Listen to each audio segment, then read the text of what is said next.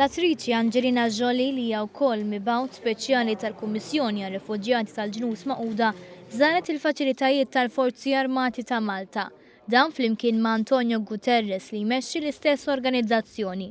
Iż-żjara ta' Jolie u Guterres iffokat fuq id-diversi faċilitajiet li l-Armata għandha biex tmexxi u taħdem l-operazzjonijiet tat-tiftix u s-salvataġġ. Fosthom l-4 reġimenti tas-salvataġġ, iċ-ċentru tal-koordinament u l-iskwadra marittima.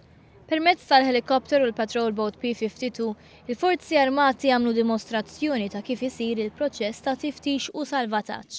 Wara li l-Kummissarju Għoli tal-Ġnus Magħquda r-Refuġjati segwa din id-dimostrazzjoni kellu kliem ta' tifħir u apprezzament lejn ħidmet il-Forzi Armati.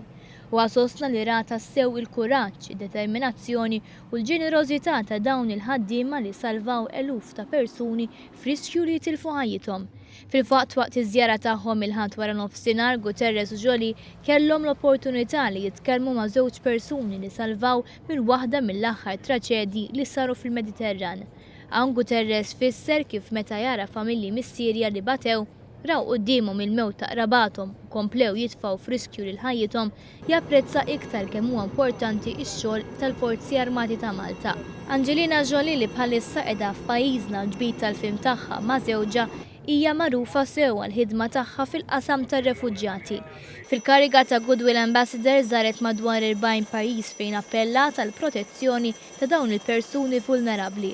Fil-fatt f'sitta snin ilu kienet ukoll żaret wieħed miċ-ċentri li jilqa' l-immigranti f'pajjiżna.